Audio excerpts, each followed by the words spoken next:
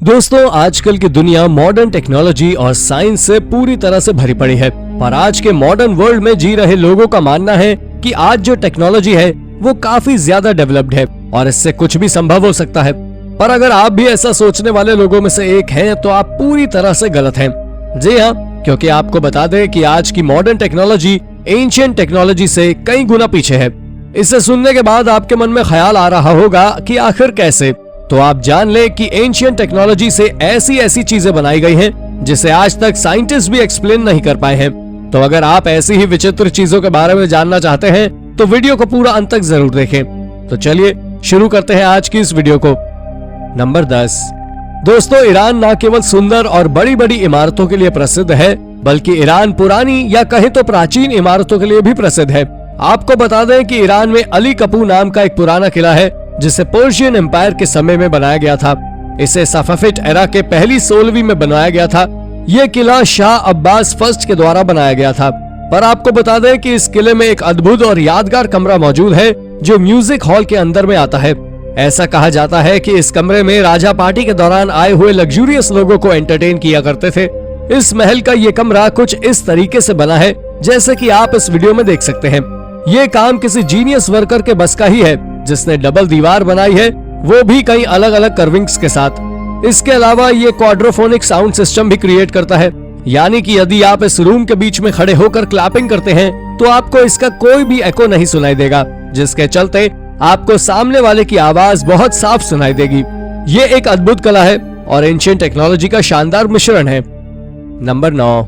दोस्तों, चाहे वो कोई भी युग रहा हो, हमेशा लोगों ने यही सोचा है कि भगवान आसमान में रहते हैं। तो ये बिल्कुल सत्य है और इसका जीता जागता उदाहरण है ये इथियोपिया के ईस्ट टाइगर में बना एबुना यमाडगु है। इसे चर्च इन द स्काई के नाम से भी जाना जाता है।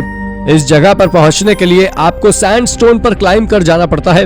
ये जमीन से करीब 650 फुट की ऊंचाई पर है। आपको जानकर आश्चर्य होगा कि चर्च इन द स्काई पर बहुत कम और अच्छे खासे पुजारी ही ट्रैवल कर पाते हैं।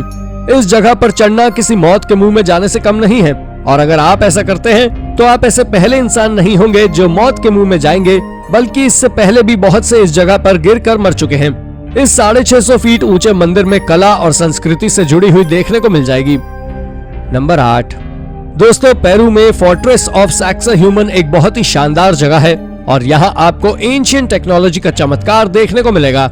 ये जगह बाकी सभी जगहों में सबसे ज्यादा अलग और अनूठी है। पर अब जो मैं आपको बताने वाला हूँ उसे सुनने के बाद आप पूरी तरह भौचक्के होने वाले हैं।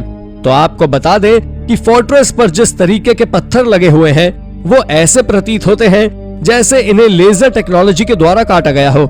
लेकिन सवाल यह है कि आखिर जब लेजर कटिंग टेक्नोलॉजी का आविष्कार 17वीं सदी के बाद हुआ तो ये इतने पहले कैसे संभव है, वो भी बिना किसी औजार के निशान के। दरअसल आप जान लें कि एंशिएंट इजिप्शियंस के पास कई ऐसी मशीनें थी जिसके चलते ये पत्थर को गर्म को कर पिघला और काट देते थे। इसलिए इन पत्थरों पर किसी भी औजार का कोई निशान नहीं है। पर आखिर वो ऐसी कौन सी मशीनें थीं जिससे उन्होंने इतने बड़े बड़े चट्टानों को पिघलाकर इतने सुंदर आकार में बदल दिया? इस बात को जानने के लिए आज लगभग सभी साइंटिस्ट परेशान हैं। इन पत्थरों के ऊपर की गई कार्विंग बहुत ज्यादा यूनिक है। नंबर 7। ये बात तो शायद आप में से कई लोगों को पता होगी कि रोमन के लोगों ने आज से करीब 1600 साल पहले ब्रिटिश इसलेस को छोड़ दिया था, लेकिन इनका रहन सहन वहां से अभी तक नहीं गया। इन्होंने वहां के लोगों को बिल्डिंग्स बनाने का तरीका भी सिखाया है। दुनिया की पहली करेंसी का निर्माण भी रोमन साम्राज्य ने ही किया। इसके साथ ही कई अन्य चीजें भी उनकी ही ब्रिटिश में आज भी एग्जिस्ट करती है। और साथ ही जो आज आप लोग पानी के पाइप में टैप का इस्तेमाल करते हैं, ये कोई हमारे द्वारा की गई खोज नहीं है, बल्कि इससे रोमन अपने शासन की शुरुआत से इन वाटर टैप्स का इस्तेमाल करते आ रहा है। आप इस इमेज को देखिए जो कि एक वाटर टैप की है और ये इटली के एकेडेमिया म्यूजियम में रखा हुआ है।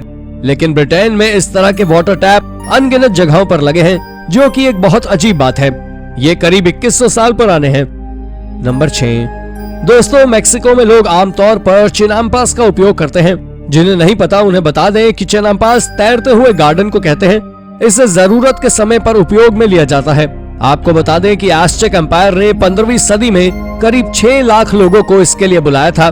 बहुत से हिस्टोरियन का मानना है कि चिनाम्पा एग्रीकल्चर मेसो अमेरिका में डेवलप हुई थी, वो भी एज़टेक के आने के करीब 100 साल पहले।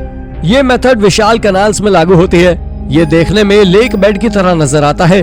और ये डिस्कवरी जितनी ज्यादा पुरानी है उससे कई गुना ज्यादा उपयोगी भी।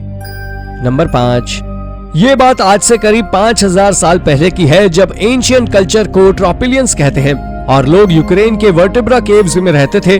अब आप सोच रहे होंगे कि आखिर ये कैसे पता, तो आपको जानकारी दे दें कि असल में पहली बार इनके प्रेजेंस का पता आज से करीब 200 साल पहले एक आर्कियोलॉजिस्ट के द्वारा बताया गया था।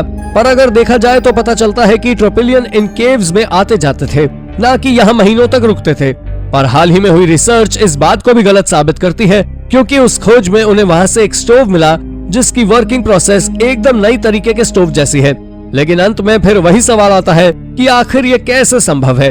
तो आप जान लीजिए कि ये आज तक एक मिस्ट्री बनी हुई है। नंबर 4, दोस्तों चलिए एक बार फिर बात आती है एंशिएंट रोमन्स की, और अब सवाल आता है कि आखिर रोमन्स अपनी बियर को ठंडा कैसे रखते थे, वो भी बिना किसी रेफ्रिजरेटर के। तो इसका जवाब साल 2018 में स्विस आर्कियोलॉजिस्ट द्वारा पूरे 1 महीने की स्टडी के बाद दिया गया। उनका कहना था कि ये बियर को 16 फीट गहरे गड्ढे के निचले हिस्से में बर्फ को मदद लेकर बियर को ठंडा रखते थे। वो उस गड्ढे को न केवल बियर ठंडी रखने के लिए बल्कि किसी भी चीज को ठंडा रखने के लिए उपयोग करते थे, और ये गड्ढे किस प्रिंसिपल पर काम करते थे इसका अंदाजा किसी को नहीं है, चाहे वो आर्कियोलॉजिस्ट हो या फिर साइंटिस्ट। नंबर 3, ये बात साल 55 BCE की है, जब जर्मन की कुछ ट्राइबल प्रजातियां नॉन रोमन जगहों पर रहते थे। ये रिवर राइन के एक पार रहते थे और रोमन्स दूसरी ओर रहा करते थे, जिससे वो रोमन्स के आक्रमण से बच सके। लेकिन ऐसा बिल्कुल नहीं हुआ। रोमन्स ने जूलियस सीजर की मदद लेकर एक असेंबली पॉन्टून ब्रिज बनाया था, जिसे बनाना काफी कठिन होता है, लेकिन इसका उपयोग आप किसी भी वक्त ले सकते थे, क्योंकि ये काफी ज्यादा जल्दी स्टेबल होने वाला ब्रिज है। इन्होंने इसी ब्रिज के चलते उन ट्राइबल प्रजातियों पर हमला कर दिया और वो युद्ध जीत लिया। उनके इस युद्ध को जीतने का दूसरे का कारण ट्राइबल्स का अनप्रिपेयर्ड होना था। नंबर 2, दोस्तों डाजू रॉक कार्विंग एंशिएंट टेक्नोलॉजी के सबसे बड़े उदाहरण में से एक है। ये चीन में स्थित है। यहाँ पर बहुत पुरानी मूर्तियाँ और याद रखने के लायक कलेक्शन मौजूद है। इस जगह पर हजारों की तादाद में फुल्ली डिटेल्ड स्टोन कार्विंग्स मौजूद हैं, जिनमें से ज्यादातर नेचर से जुड़ी हुई हैं, और इसके साथ ही आपको बुद्धिज्म, ताओइज्म और कॉन्फुकियानिज्म की डिटेल्ड स्टोन कार्विंग्स भी देखने को मिल जाएगी। ये कार्विंग्स ऐसी है कि शायद ही ये दुनिया में कहीं और मौजूद है, यानी कि ये सिर्फ एकमात्र एंशिएंट टेक्नोलॉजी की कला का प्रदर्शन है जो किसी धर्म से जुड़ा हुआ है। और साफ तरीके से समझा जा सकता है कि आर्कियोलॉजिस्ट ने अपनी एक रिसर्च में पाया है कि इसके बनने की शुरुआत 7वीं सदी में हुई थी, और यहाँ पर 60,000 से भी ज्यादा स्कल्पचर्स मौजूद हैं। और आपको जानकर हैरानी होगी कि चाइना की गवर्नमेंट ने साल 1960 के पहले तक डाजू रॉक कार्विंग्स को दुनिया से छिपा कर रखा था। नंबर 1, कनाडा के अल्बर्टा में हिल टॉप पर एक पत्थरों का बना हुआ व्हील है, जिसे सिक्सकाई मेडिसिन व्हील के नाम से भी जाना जाता है। बहुत से लोग इसे नोज हिल मेडिसिन व्हील के नाम से भी जानते हैं। ये व्हील देश को राष्ट्रीयता प्राप्त होने के बाद बनाया गया था, लेकिन इसके संबंध पास्ट की मिस्ट्री से जुड़े हुए हैं। इस व्हील को ब्लड ट्राइब द्वारा साल 2015 में बनाया गया था। इस व्हील का शेप सिक्सकाई सिताबी लोगों के जैसा है, जो 4 अलग अलग ट्राइब को एक साथ जोड़ता है। बहुत से लोगों का कहना है कि ये व्हील किसी ग्रेवयार्ड की तरह नजर आ रहा है, तो वहीं कुछ लोगों का कहना यह भी है कि ये कोई ग्रेव का साइन ना बनाकर ये स्टार्स बनाता है। इस मेडिसिन व्हील का सबसे पहला स्कल्पचर आज से करीब 4500 साल पहले बनाया गया था, जो नॉर्थ अमेरिका में है। तो दोस्तों, ये थी हमारी एक और इंटरेस्टिंग वीडियो। अगर आपको ये वीडियो पसंद आई हो तो इसे लाइक करें, और हाँ, जाते जाते चैनल को सब्सक्राइब जरूर कर दीजिएगा। धन्यवाद।